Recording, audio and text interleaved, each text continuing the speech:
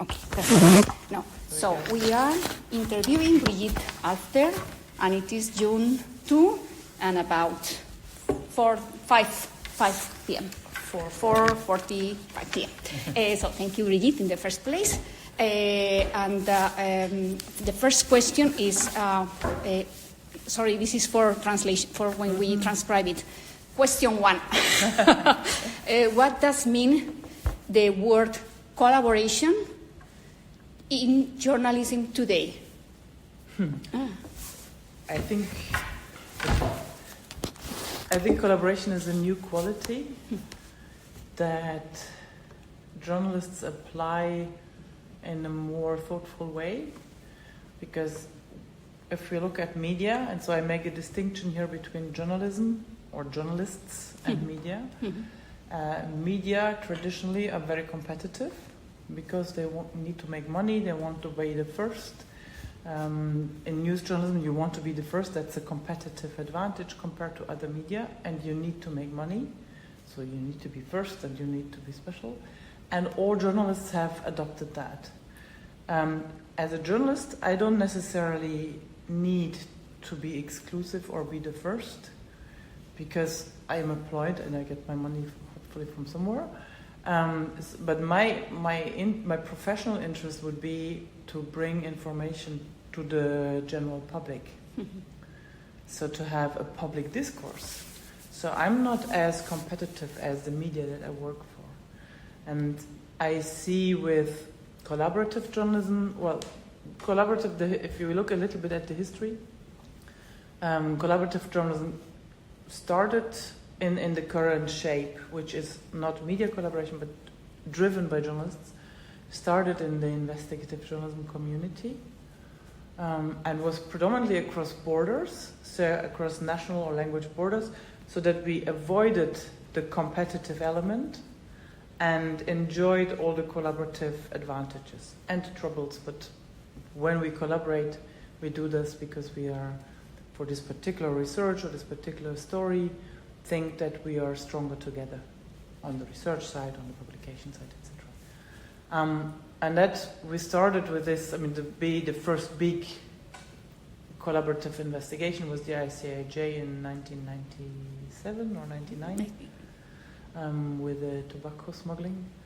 And I started with collaborative journalism in 2004-05.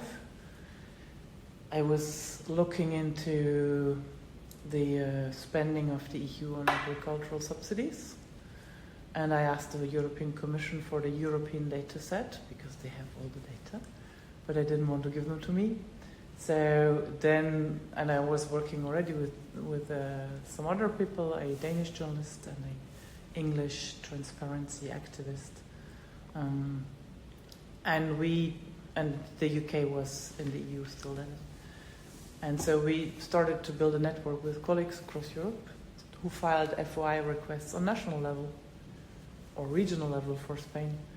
And then we got the data and put them together in a database. So at the end, we were closer to a European data set. So basically, the no from the Commission to get the European overview urged me to collaborate with others because I wanted the European overview. So that was driven by the need to get information. Today, so this is 20 years later, I see that journalists use collaboration both to get information, to bring teams together to have a diversity of competencies, not only language and country, but also like journalistic methodology, data journalism, interview technique, whatever, and also other sort of topical thematic competences for this particular story. And also on the publication side, journalists want to have the story out broadly. And then there are other aspects like security, where it's nice to be many when there's a danger in one country, maybe. So today I see journalists look at collaboration as one way of crafting their work plan, rather than competition being a dictate that they even didn't think about. So We respect competition among national media, yes, and then we do our journalism somehow anyway. I need to. I want to interrupt you, but I can't because of the podcast. So thank you. And next thing is there has been collaborative journalism for decades, many years, but then somehow Panama Papers just like shed light on it.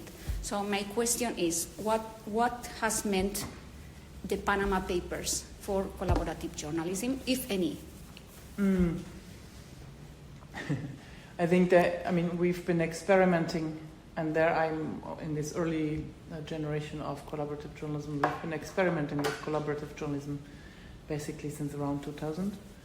So with the ICIJ investigation in 99, I think. The ICIJ was founded in 97, I think the first publication was 99. And here in Europe, the farm subsidy project that I was involved in with Niels Mulvert from Denmark, Jack Thurston from the UK, myself in the early team, and a few others. We were like, the three of us were continuously there, and then there were others joining and being part of it. I think we were the first big project in Europe. And we were experimenting. Others were experimenting too with smaller projects, ad hoc projects. The ICIJ kept going.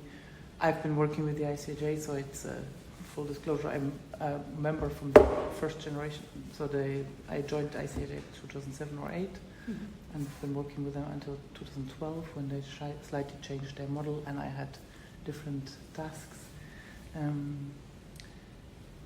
And we were doing our thing, and at investigative journalism conferences, the global ones, the national ones, we were talking about this way of working as like something new and interesting and what we were experimenting with. And then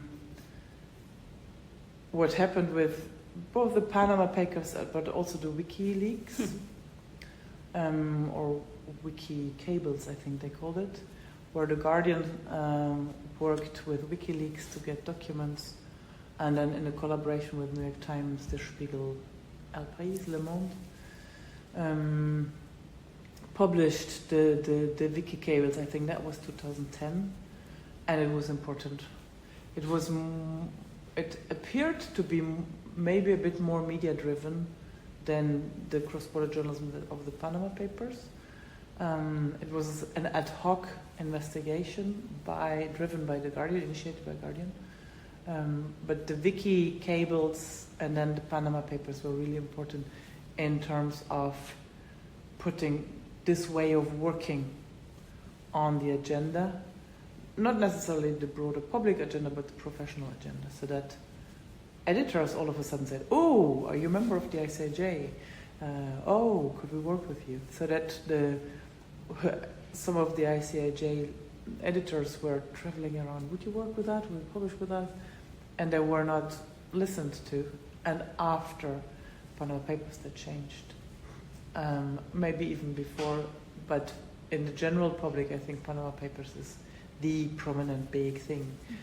The danger about that is that people think cross-border collaboration equals journalism that is based on leaks. And we know that this isn't the case. But of course, big mega leaks are always mega prominent. I think it's really important to, and I say that here for the recording, I think it's really important to not forget that cross-border collaborative journalism is journalism like any other journalism. And we as journalists have to make an editorial decision what we want to put on the agenda. And so mega leaks, nice, if they're useful in the public interest, etc. But it's really important to also look at how much cross-border journalism or collaborative journalism is being done in other, like about affordable housing or other things that are that journalists decide to proactively decide to pick up and put on the agenda. And so, is collaborative journalism a trend or a structural change?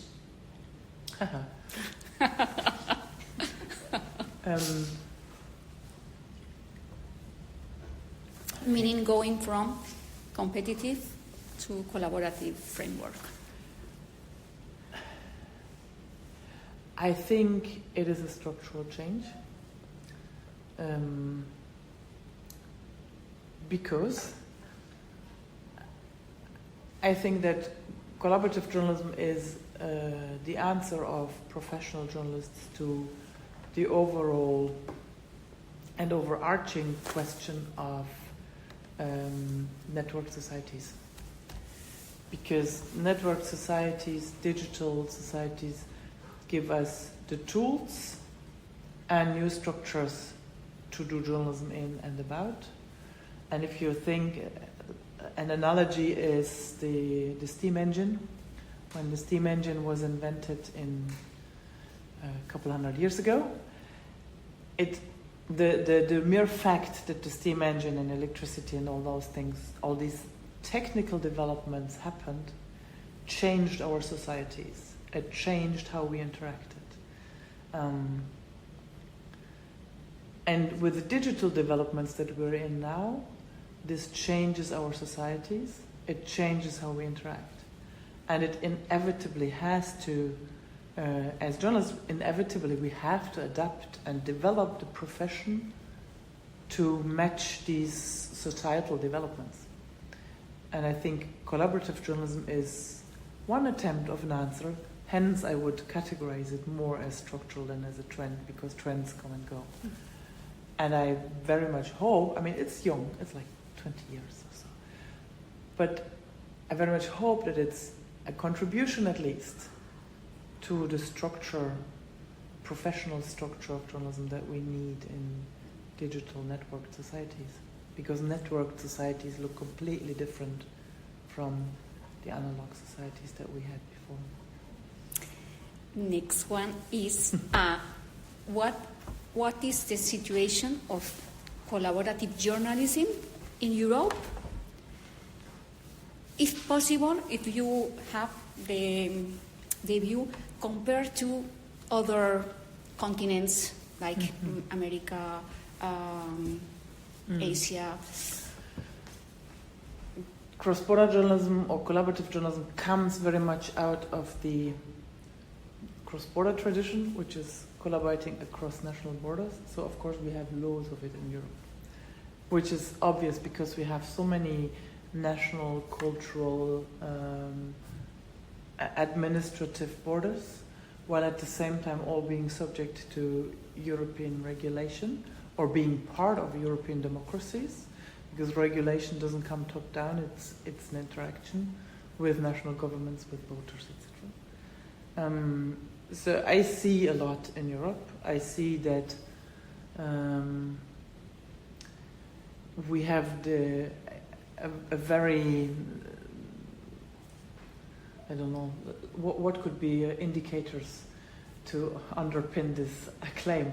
I see that, I mean, the Data Harvest Conference that we have here, a European cross-border or a European journalism conference with focus on data, investigative and cross-border collaboration. It's been growing from some 20-30 people in 2009 when we started. We opened it in 2011 with 35, 36. And now we are 500. It sold out 2 weeks before the conference, and we had over 100 people on the waiting list. So that we're now also branching out to set up thematic conferences. So I see a huge rush where people want to collaborate across borders in Europe. The fellowships for collaborative programs, there are so many so many applicants who want to do that. So there is a genuine wish and need and professional perception that this is important in Europe.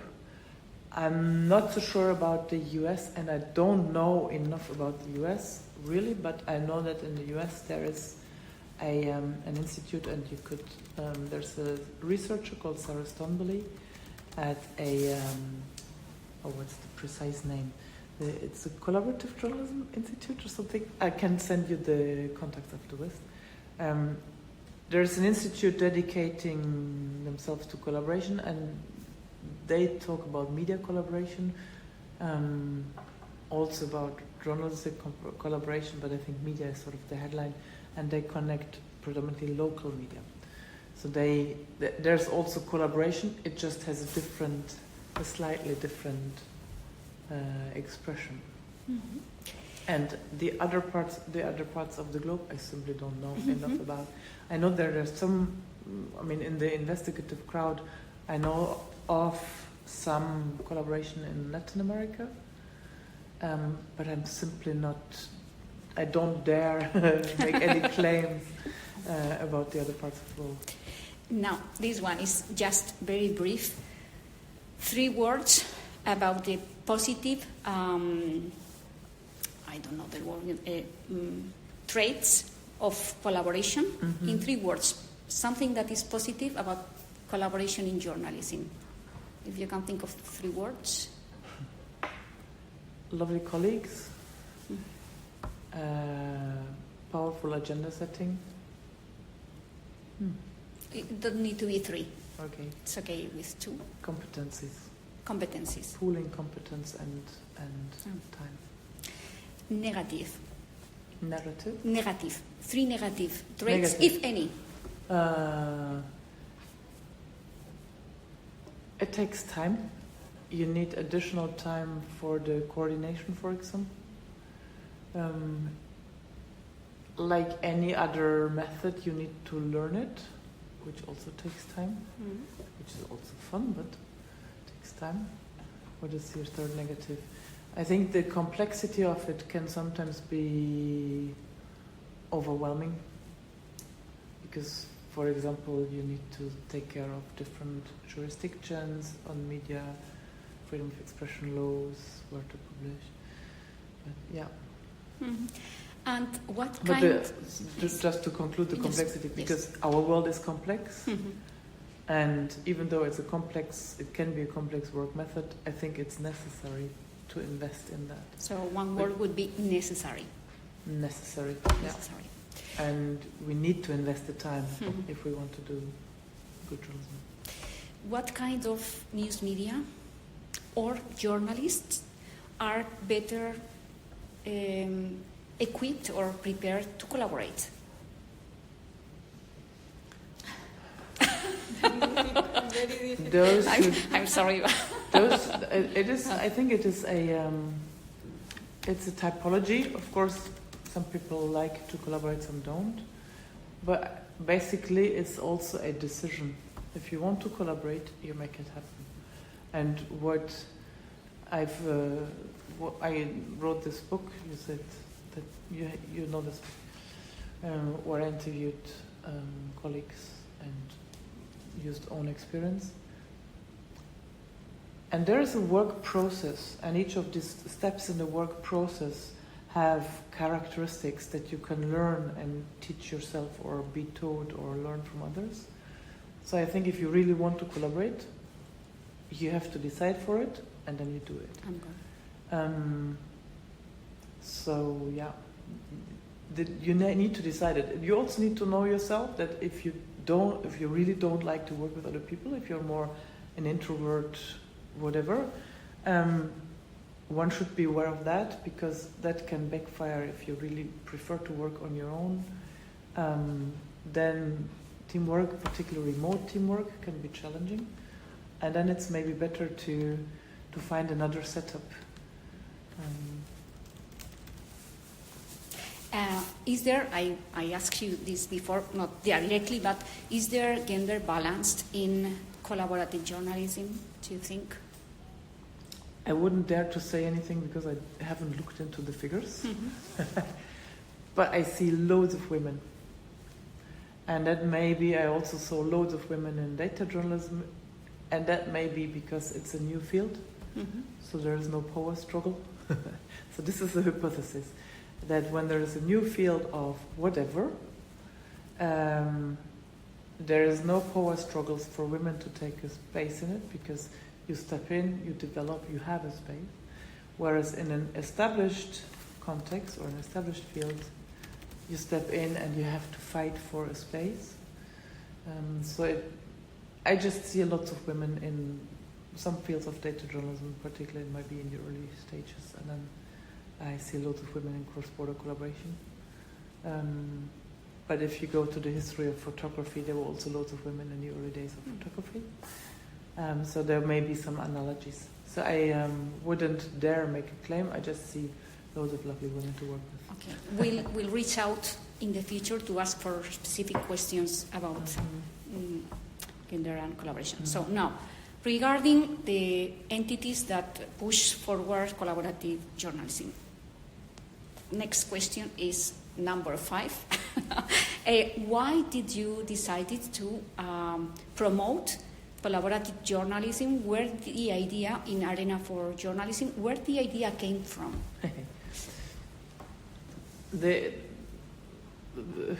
Forgive me for going back to the farm subsidies, because the farm subsidy project was really what got me going, and the data harvest comes from the farm subsidy project. So in this farm subsidy team, where we tried to get data from national colleagues, in 2009 the Commission obliged the member states to publish farm subsidy data on national or regional level, which were terrible data sets, really, really dirty data. You had to clean it and tidy it up and control. And so in 2009 we met in Brussels to harvest data. Farm subsidy data. We were 20, 30 journalists, some coders to do that. It was great fun, and out came a number of stories for national audiences. We did that again in 2010. Data Harvest was born, and in 2011 the Data Harvest conference. So the farm subsidy project ran out of money. I had gotten a freelance position with a Belgian organization that was handing out research grants, and I said, hey, let's bring the conference, and then we can always promote the research grants there.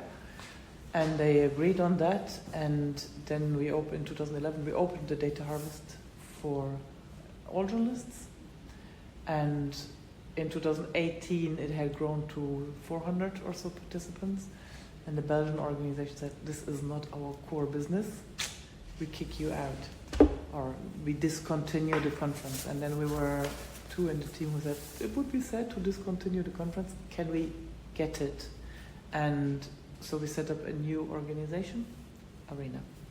Arena is a young organization. It started in 2019, and it was set up to save the Data Harvest conference and community, because it's more than a conference. It is a community of people who meet and interact. And what happened then was the lovely thing that, because now we set up the organization to save the Data Harvest, which is a community infrastructure meeting place, we were able to then focus only, we didn't have to think about any other objectives of an organization. We focused only on the networking aspect. And we could see that there was a need among journalists. They want to meet each other, they want to collaborate. So we tried to serve this need. And we have the Data Harvest, which is the general meeting place with 500 people, and we cap it at 500 so that we maintain a working atmosphere so that people actually can meet and sit down and work. We also have, as you can see here, we meet in a school, in a journalism school. So there's no red carpets or anything. We want people to sit down and work, and they do. And then on top of that, we had thematic networks, so that we focused on, the first one we did was affordable housing, because we could see when we prepared the conference, we could see that there are journalists across Europe who are looking into affordable housing, but they don't connect, even though the legislation is both, or the regulations are both local, national and EU level. And so we connected them and made topical focus on housing. And then we fundraised a bit more for that in order to keep the network going after the conference. And there was a big interest in that. People enjoyed it. There came an investigation out of it. there is now, so this network, the housing network, has grown organically into something different now, which is a collaboration of several urban media that focus on various topics across Europe. We set up the climate network, the food and water, labor, because there's an interest among journalists to go into that. So all of a sudden, and this is an important point, there we have the competence of networking, because networking or collaboration is a set of competencies, like how do you communicate with each other, intercultural communication. We in the journalism school we teach non-violent communication, because it's really important to think about how we communicate in order to not clash in teams. It's important to learn about different cultures and that we are different, but one is not better than the other, we are just different. And because some of the difference we may misunderstand each other, but if we understand that we can misunderstand each other, we can analyze it, we kind of sort of step back from any potential conflict and then do it. So, yeah, what was no, this was about how the idea came to. And so because it is a need, and then we are asked to do trainings, and we do trainings, and so there was a need for a dedicated meeting place and a dedicated competence center also. The next one is what, as an organization promoting collaborative journalism, what are the opportunities and what are the challenges or barriers? Opportunities in terms of? What things are easy for you to do as an organization in promoting, and what are the difficulties? Well, the initial challenge was to fundraise enough money to get the organization up and running. We are doing okay now. For each network, so the thematic network, for example, we had a group chat in the team the other day on how to communicate, how we could help the people who meet here at the Data Harvest to communicate with each other digitally after the conference. And it's super easy to set up a digital meeting room, a forum or something. There's nice software to do that. And then some of the experienced colleagues said, don't do it if we don't have someone to take care of it. Because as we all know, network groups need a lot of time and love. And that's probably the lesson learned, that the bottleneck is that if we don't have enough time to coordinate a team, or to have a coordinator that supports a thematic network, then don't do it, because it'll just be an empty digital meeting room where nobody's sitting there or nobody doing anything, and all the enthusiasm will disappear. So with we managed to fundraise for the climate topic, where we have one full-time person and 2 part-time, and we offer yet another but a thematic focused conference, hands-on. We bring data sets that others can copy or use for their own newsroom, these kind of things. We have fellowships where people are brought together for a sort of matchmaking seminar to set up teams and work plans. Then they get guidance and mentoring. And indeed, we will probably also set up own investigations or coordinate teams. So the bottleneck or the difficulty is to get enough money and time. The opportunities are there because there is a need and a wish in the journalism community. So and as an organization, I mean, we have been growing very fast, and that's also of course a bottleneck, because we need to be really careful that when we've been growing very fast in the first couple of years, that we settle the organization, have a good workflow, that the team likes each other and functions well, and these kind of things. So what would you say is what you have achieved until now? An achievement you are proud of? I think achievement that I'm really proud of, I guess there are two.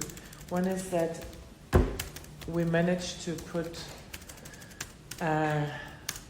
on the agenda the notion that working in cross-border teams and meeting each other, working cross-border, we are capable of sharing some knowledge about the competences of collaboration, that working in teams needs specialized competences, but also that as a community we need an infrastructure to meet, because if you went to management language, you would use the word recruiting. How do you recruit colleagues for your team? How do you, and we as journalists use slightly different language, we try to build rooms of trust where journalists can meet and establish a professional trust where they learn so much about each other that they can initiate a collaboration. Mm-hmm. And what other institutions would you say are doing a good job in Europe in promoting collaboration? If you want one or two, or well, I think there is a whole range of organizations doing this kind of work, and they do different parts of it. So Arena provides this open infrastructure where we try to facilitate meetings and try to share competencies. There are organizations that focus on mid-career training only. There are organizations that focus on re-granting work grants to collaborative teams. There are now universities teaching collaborative journalism integrated in their existing courses, where again Arena is part of one of these projects. There's an Erasmus Plus project of the University Gothenburg, Leipzig, and the Centre de Formation des Journalistes in Paris, and Paris and Lyon, where we bring them together in the beginning of the academic year in Brussels, and they shape teams and make work plans, and that was in the autumn, and then towards the exam time in some of the countries at least, they publish articles that they collaborated on, and this first cohort, we have very nice publishing partners indeed, like Le Monde and MDR broadcaster in Germany, and Göteborgs-Posten and Svenska Dagbladet in Sweden. So the Observer in Brussels. They are, so this is not, this will be out in a week or two, because they're now in the phase to prepare the articles for publication. What kind of activity would you say is more necessary right now for promoting collaborative journalism? Training, grants, spaces for sharing information, technology, networks. It's a bit like a garden. Yes. What of this would you say? Or if you have a garden, you need soil, water, sun, the care of a gardener. Which would you take out? Which is most important? I wouldn't dare say one of them is not important, because it's the going together of these various aspects that makes things develop. Mm-hmm. If you take out the sun entirely, there's no temperature. If you take out the water entirely, the plants will dry up, etc. So I wouldn't really like to answer that question. And then, which is very interesting in a way, because it is important, as we are studying all the institutions. So it's good for us to have this view, because we can see the map of what between all of them you are providing in general for this. So thank you, and I'm sure you're a fantastic teacher because you explain things wonderfully. Thank you. Yes, I'm learning a lot. And then the last one, that you have answered, but just it is, I need to do it, is in journalism school, do you think it is necessary to train on collaborative journalism? And secondly, what is the most important thing the students need to know about it? Yes, I think we should teach it.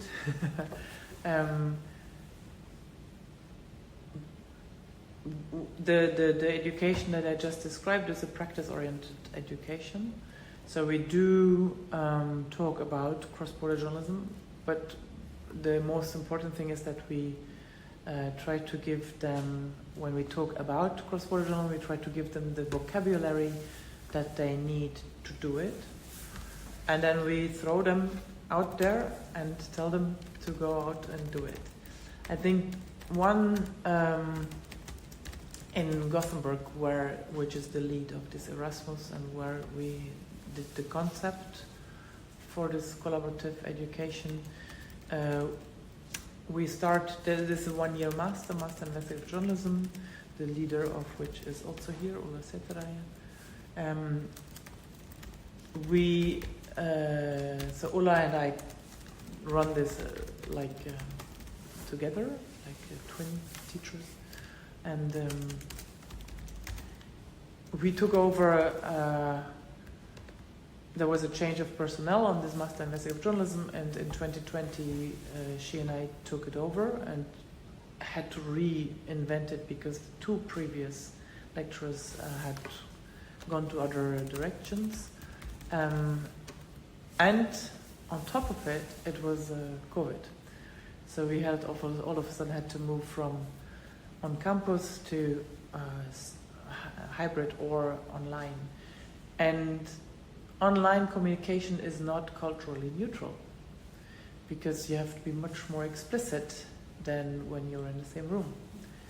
And so we thought, since we are changing everything anyway, and since we are in this tricky situation of COVID, let's take the intercultural communication from the cross-border course, which would be in February, to the first week in September to teach them about intercultural communication. And so we changed the intercultural communication into a lecture and workshops so that they use the intercultural communication lecture and vocabulary to get to know each other in the first week. And they loved it. And the best feedback I got was from so this master in investigative journalism is the mixed age. They are, some are pretty young, some are in their 40s. And the best feedback I got was from an Asian woman in her 40s who herself had been teaching intercultural communication. And she said this was the best she'd ever heard. And it was quite well done by two white women. So I was like, you, lovely. What we do with the intercultural communication, and what I think is really important, is that it's not a moralistic, you should respect each other. It is like, if you want to do good journalism, you better learn how to work across borders with people who are different, with people who have a different cultural background. And culture can be anything. Like, it can be journalism is a culture. Being online or offline has cultural aspects, communication aspects. So we try to teach them that. I think that is really important. And apart from that, cross-border collaboration is a set of competencies that we bundle and try to give them on their own. And now, to finalize, thank you so much, just a brief sentence on 3 types of collaboration. Just Tribes. Types. Okay. Types. 1, collaboration with artificial intelligence. Mm-hmm. Meaning journalists that work with artificial intelligence. Doing for I wouldn't research, call it collaboration. Right? You wouldn't call it collaboration. No, it's use of.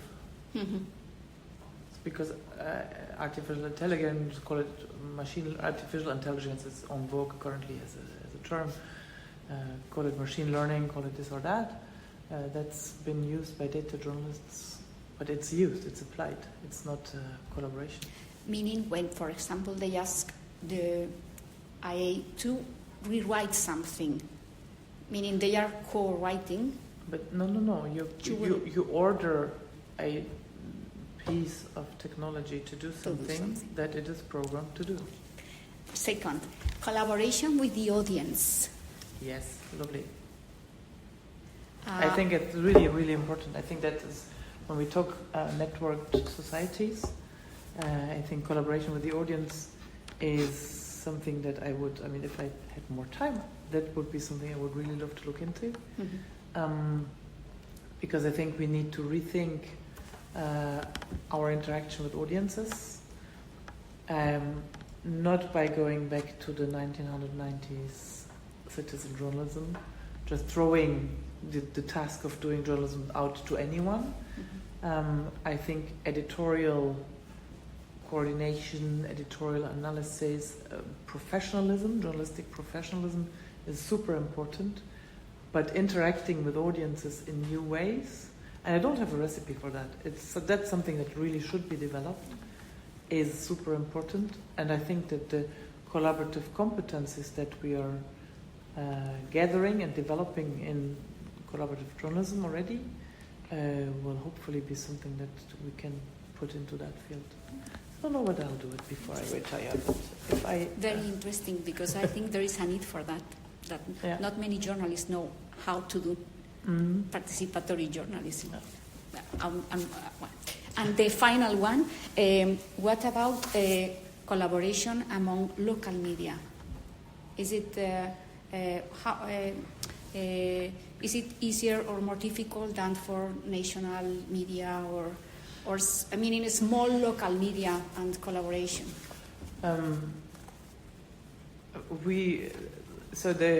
It's also to look at the history of collaborative journalism. I think one suggestion for you would be to look into the US, where I think they are very decentered. It's in New Jersey, just on the other side of New York, on the other side of the Hudson. They work with local media, and here again distinction between journalism and media. And in Europe, I see that local journalism is local journalists are starting to collaborate. I know that there are efforts in the Netherlands, for example, to have collaboration across municipalities. So they're thinking about how to do that, how to stimulate that, how to teach, etc. I'll have a meeting on that in June when I go to they invited me to talk about that. And that's the history of collaborative journalism as we know it has come from the cross-border international, so transnational approach. And I think the competences, now that we have the competences, we can translate it to other fields. We can translate it to local. I've just moderated a session on how to translate that to interaction between journalists and scientists. And we didn't go so much into the methodology there, but the win-win, for example, that was mentioned in that session, that it needs to be a win-win for the journalist and the scientist, that's very clearly an element of cross-border collaborative journalism as well. So for the local journalism, there would need to be a win-win, but it's a question of competence. Maybe the students that we're teaching cross-border collaborative journalism now will end up in local journalism and collaborate across municipalities. Because they can, because they know how to collaborate. No, but the question is, how do local small media do cross-border? So cross-national border. Yes, but for local small media. I don't know. It must be. Doing cross-border collaboration means a little bit of extra effort in terms of coordination.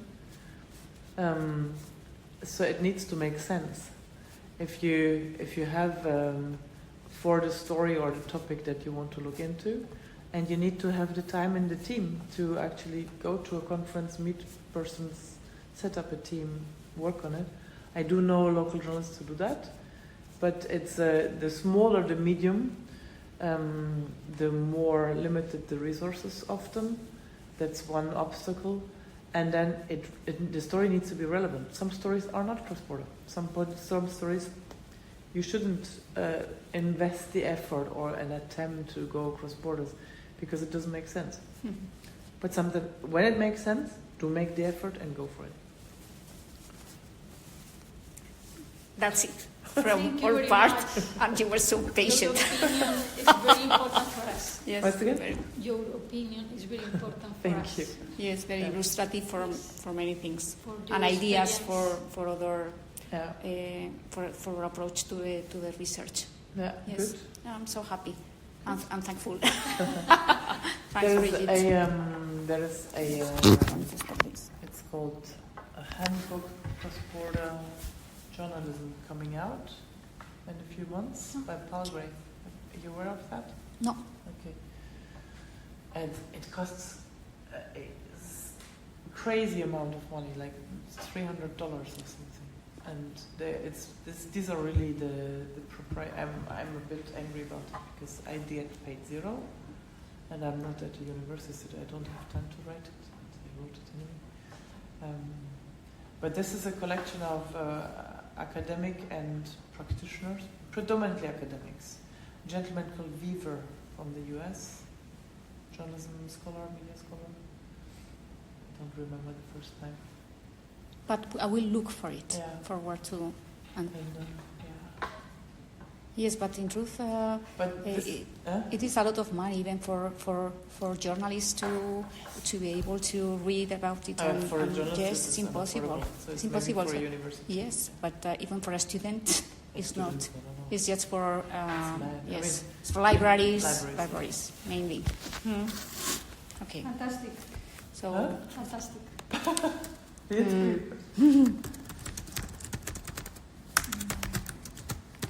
So we are starting. We are going to interview a team from IPI Mm-hmm.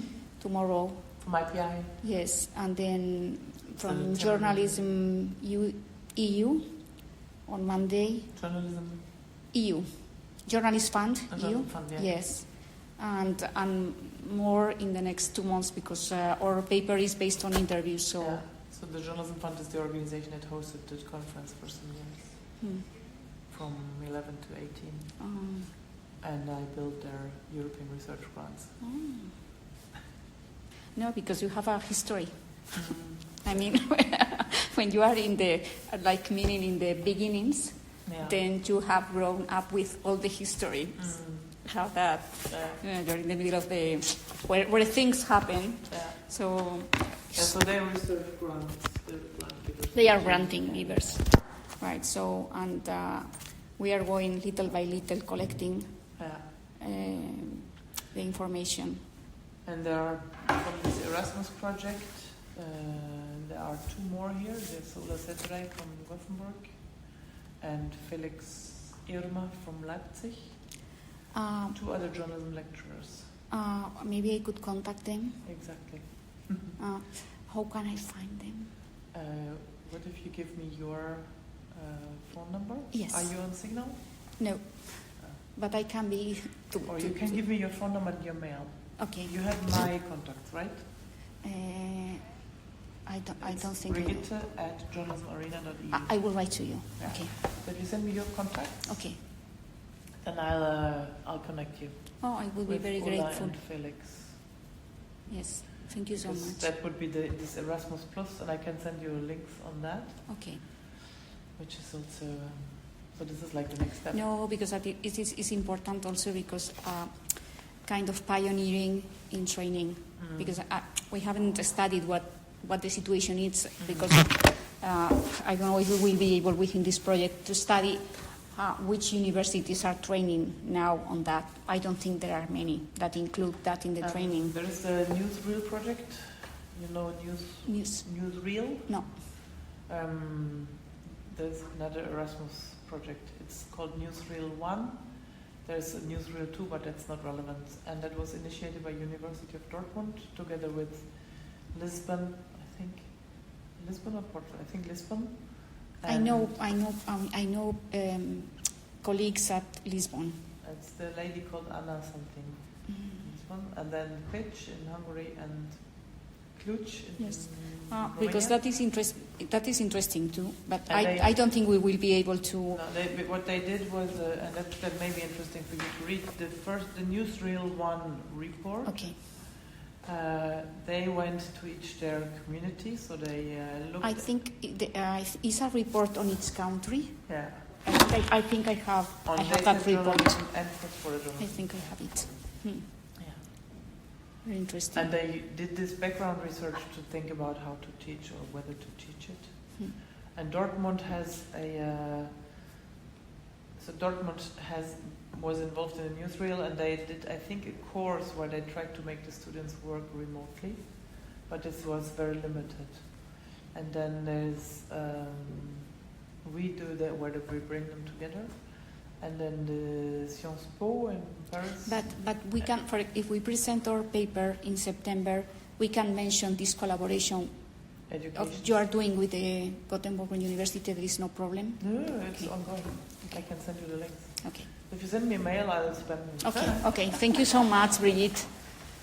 You have so much patience. I'm sorry it took so much time. Yes. Thank you. We teach our students, when people are allowed to talk about themselves, they will talk to you. Yes, but we know you have been for sure working very hard to put this together. So we appreciate a lot. Thank you. And tell me about this. So Ben-Hur mentioned that there was this new setup in Madrid. No. Or a network? No, it's not. We have a project which is funded by the ministry.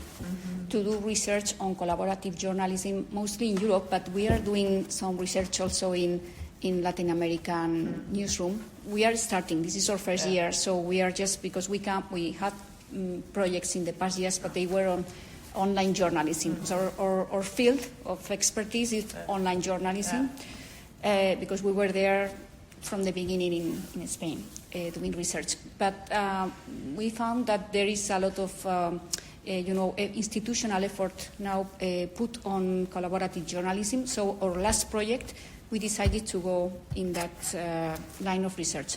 But it is not our field of expertise. We are learning at the same time we are doing the research. And what we are doing now is we are investigating the people leading institutions more than people leading projects and promoting collaborative journalism in Europe, and also the result of the projects analyzing the reporting they produce, especially those giving grants. What is the materials produced? We want to map the Who produces? Yes, a map of what is the result of collaborative journalism, but we are focused in projects because it's very difficult otherwise. So in this project we are looking at institutional products, and also we are because we have a PhD student that is doing his PhD on collaborative journalism besides Ben, who is in Brazil, and he's working in local journalism. So we are doing a study on, that's why I asked you. Yes, we are doing a research on small newsrooms in 5 different countries in Iberoamerica. So we are working now in these 2 lines of research for the first year. And next year we want to do something on women and collaborative journalism. Okay, good. So I'm sorry to say we will contact again if you're willing. Because I'm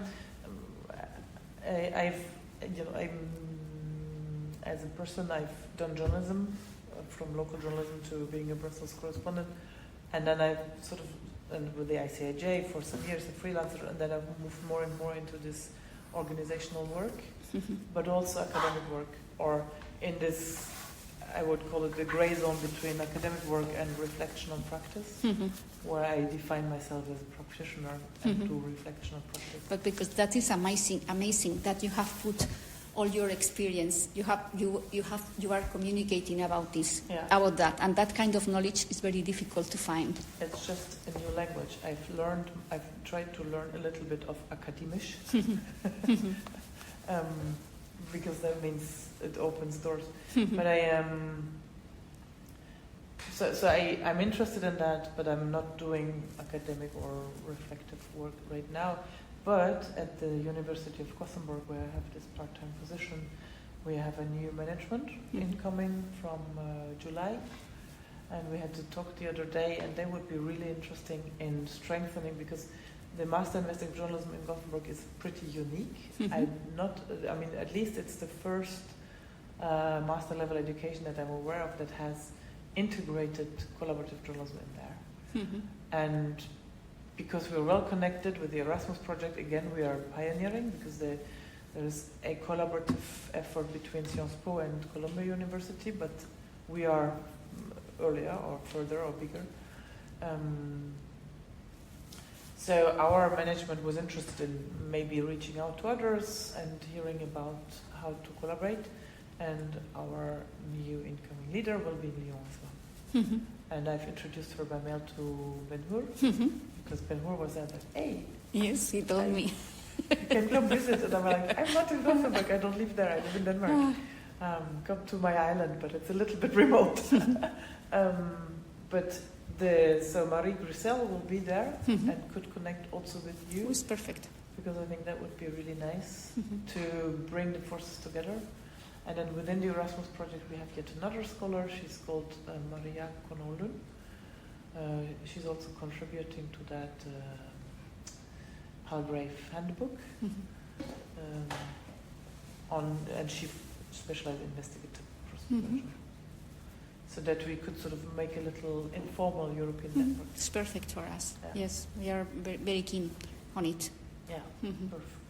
So you send me an email. Okay. I'll spam you and I'll introduce you to Marie Grissel from Gothenburg University. Okay, thank you so much. And here I try to connect you with... You are a networker. Ulla It's like you breathe, you network. Thank you so much. It was a pleasure. Likewise, thank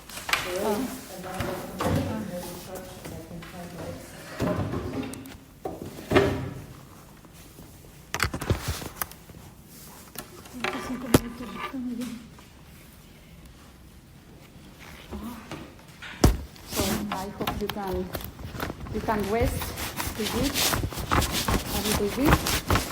If I can join the conference and see you here, because we are here to say a whole conference. Perfect. Thank you. We'll be in touch. I will write to you. Thanks, Elvira. I lose everything. It's good you have her to help you. No. I forget everything. It's like I'm always looking for things. Thank you very much. Thanks a lot. That's why we have 2 recordings. Imagínate si solo hago una y la pierdo, Concha. Ay, Dios mío. Me pasó una vez entrevisté en San Antonio a un periodista del periódico. Me dejé otra vez. Tuve que volver. Y no fue culpa.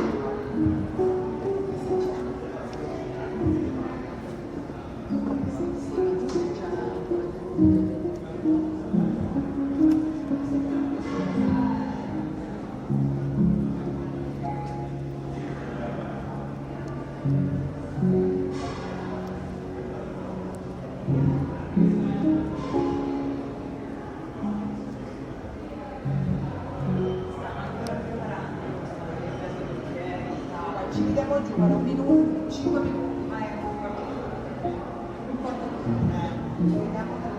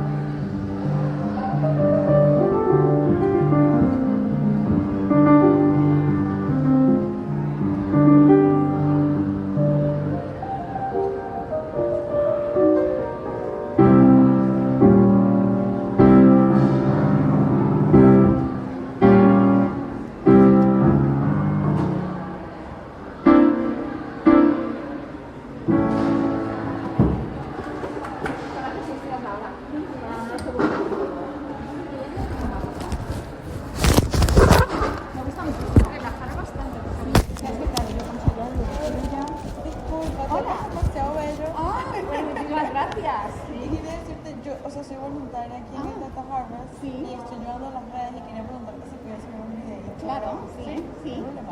Perfecto. Ah, sí, pero he visto una parte que toqué. Claro que sí. La última parte se fue súper Sí, bien. pues nada, lo que queda, sí. Vale, buenísimo. Ningún problema.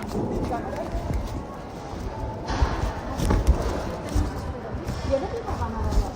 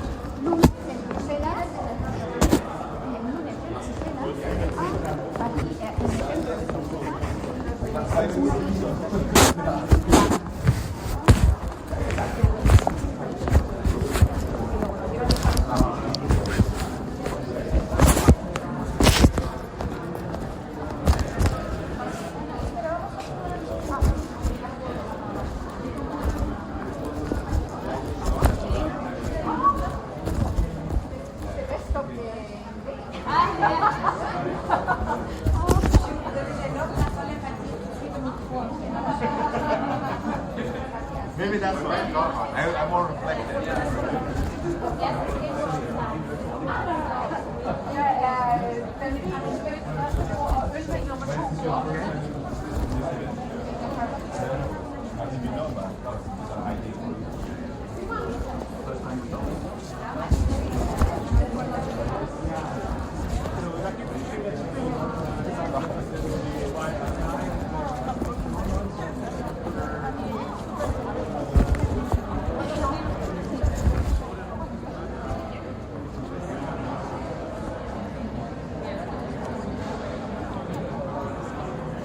Oigo castellano. Va a ser, ¿no? Yo soy catalán. Yo soy de origen catalán. Mi madre es cuando era de España, me va.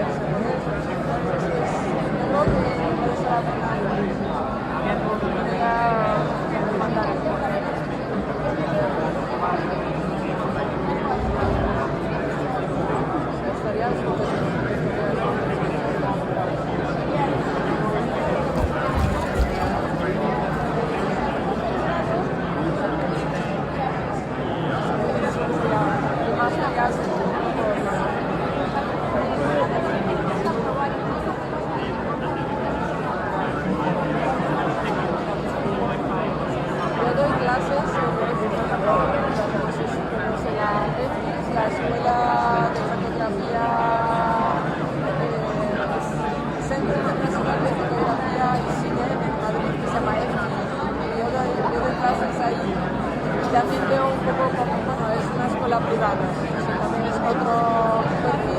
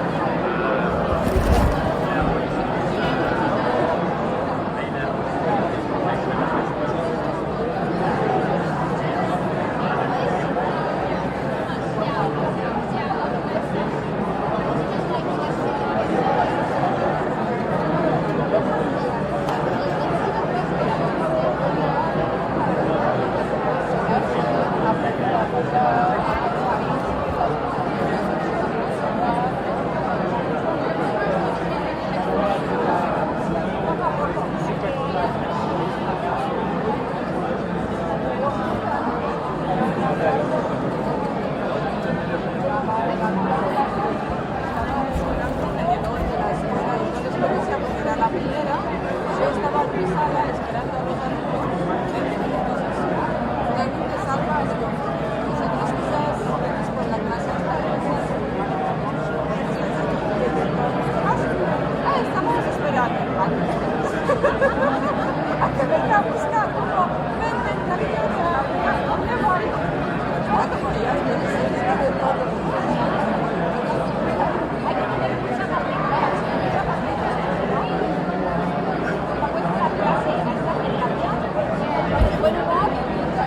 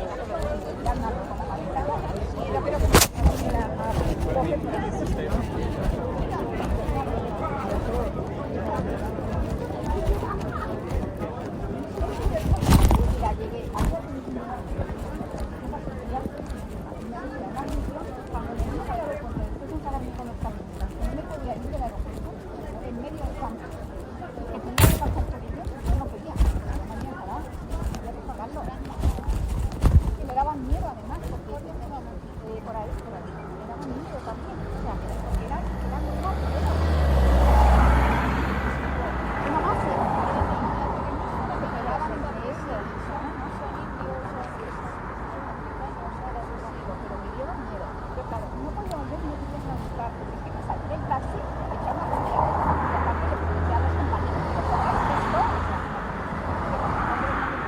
Ya me dejaba la maleta del taxi, porque me dijo, eso, y me falta mirar el hombre. Total, que yo no me lo igual. Es que las palabras son es que ellos son los autores. No, es que estos autores, a ver, no, Concha, es que esto era, imagínate, en medio del campo, una nave industrial, ya porque tú estabas en medio del campo, habéis salido en el puerto, y entonces cuando tú me dices, allí no había nada industrial,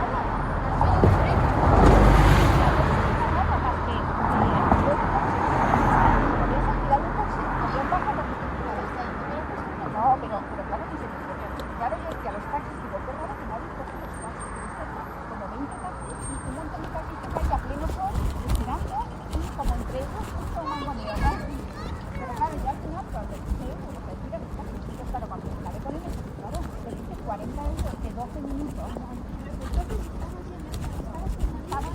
estaba en el aeropuerto, intentando irme del aeropuerto a mitad del campo, Concha. Pero en mitad del campo, que de allí no había nada, o sea, era como una granja, un espalda, 5 metros, no había más. Y nada, más que los taxistas y como un garaje enorme de coches, pero enorme, enormísimo, todo.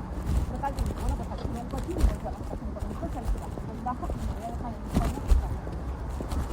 Y entonces, claro, me volvió, y me dijeron, simultáneamente no podemos alquilar un coche, aparte que ya ni que hicieran 100 euros. Y digo, es que claro, me cobran 40 euros y me van a la estación de Bruselas, y la de Bruselas, para aquí, para la de San Juan, y dice, no, dice, ayuda con. Dice, no lo sé. Yo lo sabía. Digo, pero ¿dónde? Dice, no lo sé, pero es unos autobuses que te llevan gratis a la estación de tren, la que estaba a 17 kilómetros. Digo, no lo he visto, o sea, ¿qué pasa? Estuve toda la mañana pasando por los coches y me he visto total. Solo quería hacer algún autobús que es el que va a Bruselas. Aquí que estaba muy indicado. Entonces digo, bueno, voy a ver donde la autobús de Bruselas, me pregunto dónde estaba. Y entonces al bajar, te dabas la vuelta por un pasadito escondido, salías a una zona donde había autobuses. Y entonces ahí ya me encuentra uno y le pregunto, una crítica, me pregunto el camión, ¿dónde estamos los autobuses? Y digo, tengo miedo. Porque ya me está miedo. Entonces ahí me pregunta uno de los autobuses, ¿aquí hay un autobús que llega a la estación de tren? Y dice, allá va. Pero no estaba ni señalizado. Entonces ya llegó allí, justo venía, que sabía de enteras también la otra chica que a las dos nos allí. Ya te voy a poner ese porque ahora no me acuerdo cómo hemos venido hasta vale, no, voy a ponerlo. Sí, pero voy a. Bueno, total. Que ya, bueno, es que ya me cobró todo súper antes. No había una mesa de información en el aeropuerto, es que no había nada. Le pregunto al guardajurado y no sabía decir nada. No, hombre, ahora ya me da igual porque ahora ya lo sé cómo sales de ahí. ¿Sabes? Pero pasé un rato diciendo, me quedo aquí en este aeropuerto y cómo sales. O sea, en mi mente no entraba que tú llegaras allí y no pudieras irte. Sí, pero es que con lo muy barato hay que tener cuidado. Anda, no he parado. Pues nada, Mejor, bueno, nada. voy a...